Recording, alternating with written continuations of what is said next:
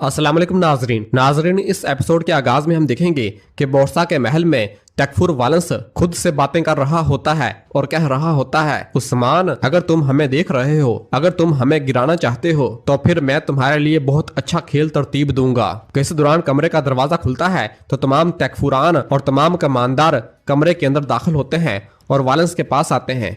वालंस कहता है, चलो मैं तुम्हें वो तस्वीर दिखाता हूँ जो उस्मान देखेगा, और फिर नक्शे के ऊपर कुछ सिंबल रखता है और बताता है कि फौजें यहाँ 3 हिस्सों में तकसीम हो जाएंगी। यह सुनकर एक तकफुर कहता, फौजियों की एक छोटी तादाद को 3 हिस्सों में तकसीम करना। तो तकफुर उसकी बात काटते हुए कहता है, रुको, मुंतखिब करदा इन 3 ग्रोहों में से सिर्फ एक में होंगे और बाकी 2 सिर्फ चारा हैं।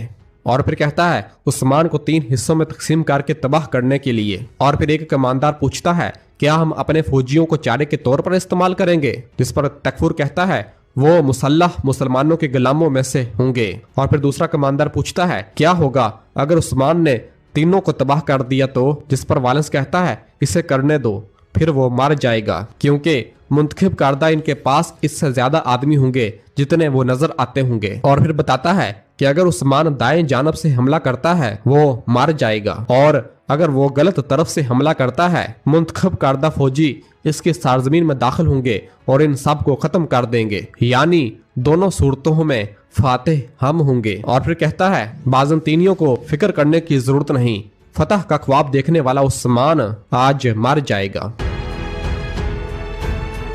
और फिर दूसरी जानब सगोत में उस्मान सब अपने तमाम सरदारान और सिपाहियों से मुखातब होकर कह रहे होते हैं कि हमारी फतह कभी नहीं रुकेगी, हमारी आंखें हमेशा से कैस्टल, लेफके और कोइन हिसार पर हैं, लेकिन अब से सिर्फ हमारी आंखें वहां नहीं, हमारी तलवारें भी वहां होंगी। और फिर उस्मान साहब उराज साहब से कहते हैं, उराज साहब कैस्टल किला की जिम्मेदारी आपकी है, वो बड़ा है। तो उराज साहब कहते हैं, जो हुक्म हजूर। और फिर उस्मान साहब दमीर खान साहब से कहते हैं, दमीर खान साहब लेफ्के किला आपका है। तो दमीर खान साहब कहते हैं, जो हुक्म हजूर। और फिर इसके बाद उस्मान साहब सालूर साहब से कहते हैं, अब आपकी बारी आती है सालूर साहब, आपको गैमलिक पर नजर रखनी है।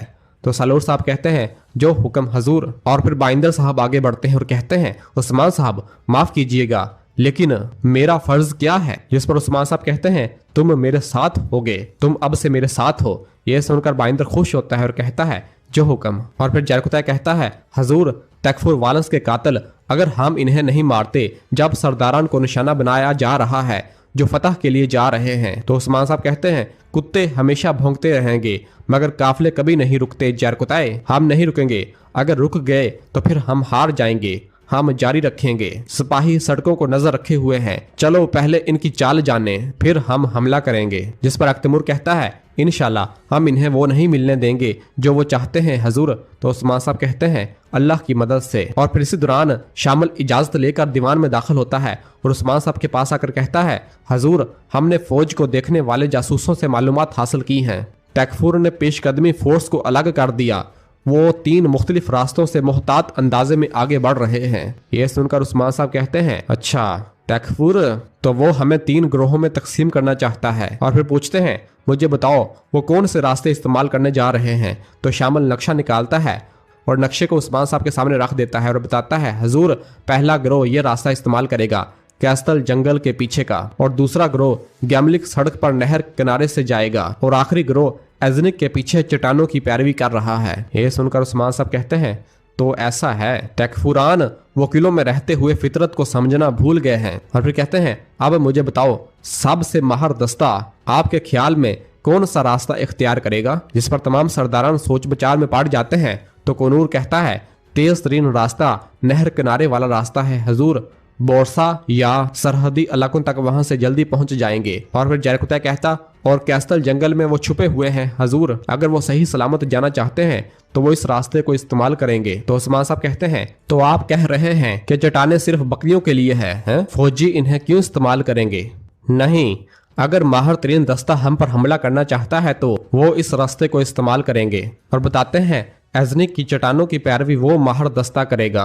और फिर इस दौरान एक सिपाही इजाजत लेकर दीवान में दाखिल होता है और उस्मान साहब के पास आकर सलाम करता है और कहता है, हजूर कस्तंतीनिया से खबर आई है, और एक पैगाम उस्मान साहब को देता है। तो उस्मान साहब उस पैगाम को खोलकर देखते हैं और उसे पढ़ते हैं, और उसे पढ़ने के बाद बताते हैं कि कस्तंतीनिया से मार्थलोज वो इसी रास्ते की बात कर रहा है, वो माहर दस्ता यहाँ से ही गुजरेगा। और फिर इसके बाद शामिल पूछता है आपका क्या हुक्म है हजूर। तो उस्मान साहब कहते हैं हम अब उनके रास्ते के बारे में जानते हैं, अब वक्त आ गया है कि हम इन्हें अपनी मेहमान नवाजी दिखाएं, इन्हें अपनी तलवार की झंकार सुनाई देनी चाहिए, अब ये उनको मार गिराने का वक्त है, हर कोई अपने घोड़ों की तरफ जाए। तो सब कहते हैं जो हुक्म, और सब बाहर रवाना हो जाते हैं।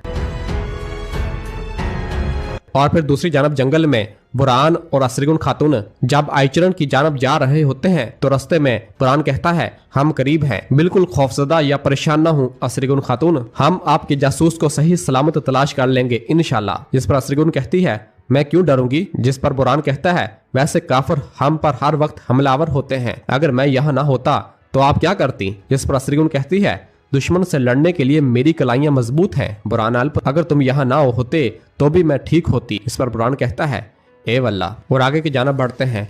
और फिर असरिगुन खातून की नजर बुरहान के साथ लाए कबूतर के पिंजरे पर पड़ती है और पूछती है तुमने ये क्यों उठाया हुआ है। जिस पर बुरहान कहता है आखिरी घात के बाद मैंने इसे अपने पास रखने का फैसला किया है, यह यीनी शहर को अच्छी तरह जानता है, मुझे आपकी हिफाजत करनी है, इसलिए मैं एहतियात कर रहा हूँ। और फिर कहता है हम तकरीबन पहुंच गए हैं। जिस पर असरिगुन कहती है अब आइचरण आ गई होगी। और जैसे ही थोड़ा आगे आते हैं तो देखते हैं कि आइचरण एक दरख्त के साथ बंधी हुई होती है, जिसे देखकर असरिगुन कहती आइचरण, और फौरन अपने घोड़े से नीचे उतरती है।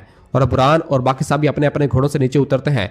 बुरहान कहता है मोहतात रहो, और असरिगुन खातून भागती हुई आइचरण के पास आती है और उसे देखती है तो वो मार चुकी होती है। और फिर बुरहान फौरन अपना कबूतर वाला पिंजरा भी निकाल लेता है कि इस दौरान नाइमान अपने सिपाहियों के हमरा बाहर निकल आता है और नाइमान असरिगुन से कहता है मैं तुम्हारा ही इंतजार कर रहा था असरिगुन, तुम्हारी जासूस मेरे हाथों में मार गई। नाइमान को देखकर बुरहान फौरन पिंजरे में से कबूतर को निकालता है और उसे उड़ा देता है। और फिर नाइमान कहता है अब मैं तुम्हें मार डालूंगा। जिस पर असरिगुन कहती है अगर अब भी तुम्हारा सर तुम्हारे कंधे पर है तो मैं मरने से पहले तुम्हें मार डालूंगी नाइमान। और फिर नाइमान अपने सिपाहियों से कहता है हमला, और उसके सिपाही जैसे ही आगे बढ़ते हैं तो असरिगुन खातून बुरहान से कहती है तुमने कहा तुम्हारी तलवार तेज है, और देखते हैं कि ये कितना सच है। तो बुरहान कहता है फिर मुझे देखो। और बुरहान अपने तीरों की बरसात मंगोल सिपाहियों पर करना शुरू कर देता है और सबके एक एक करके जहन्नम हासिल करना शुरू कर देता है। और इस तरह बुरहान के सिपाही भी अपने तीर मंगोलों पर बरसाने शुरू कर देते हैं। और फिर नाइमान और उसके सिपाही अपनी अपनी तलवारें निकालते हैं और आगे बढ़ते हैं। तो बुरहान और असरिगुन भी अपनी अपनी तलवारें निकाल लेती हैं और सब मंगोलों पर हमलावर हो जाते हैं और उनके साथ लड़ने लग जाते हैं। और इस तरह थोड़ी देर बुरहान, असरिगुन खातून और कई सिपाहियों की नाइमान और उसके मंगोल सिपाहियों के दरमियान लड़ाई जारी रहती है और सब बहादुरी के साथ लड़ रहे होते हैं। और फिर दूसरी जानब यीनी शहर में कुमराल अब्दाल एक कमरे में बैठा गंदम साफ कर रहा होता है। तो उरहान और अलाउद्दीन कुछ सामान लेकर कमरे के अंदर दाखिल होते हैं और आकर कुमराल अब्दाल को सलाम करते हैं। कुमराल अब्दाल कहता है वालेकुम सलाम। और फिर उरहान बताता है कि ये आखिरी है कुमराल अब्दाल। और उरहान और अलाउद्दीन बहुत ज्यादा थक चुके होते हैं। और फिर कुमराल कहता है आपको क्या चीज परेशान कर रही है। जिस पर अलाउद्दीन कहता है आधा पत्थरों से भरा हुआ थैला कुमराल अब्दाल, हमने बाजार में बैग चेक किए हैं। और फिर उरहान कहता हमने मामला संभाल लिया लेकिन हम परेशान हैं। बाबा अपने लोगों के लिए सख्त मेहनत करते हैं, वो कभी जंग नहीं छोड़ते और ताजर ऐसा करते हैं। और फिर अलाउद्दीन कहता है हम एक रियासत का ख्वाब देखते हैं, हम इनके साथ रियासत नहीं बना सकते। इस पर कुमराल कहता है यकीनन हम बना सकते हैं, इससे कोई फर्क नहीं पड़ता कि आप पत्थरों को हटाने की कितनी कोशिश कर रहे हैं, हमेशा अनाज के अंदर चट्टानें रहेंगी लेकिन हम पत्थरों को निकालते रहेंगे। और फिर कहते हैं आओ बहादुरो ये लो, हमें 2 कप अनाज की जरूरत है। और फिर उरहान उस साफ गंदम को छोटी थैलियों में डालना शुरू कर देता है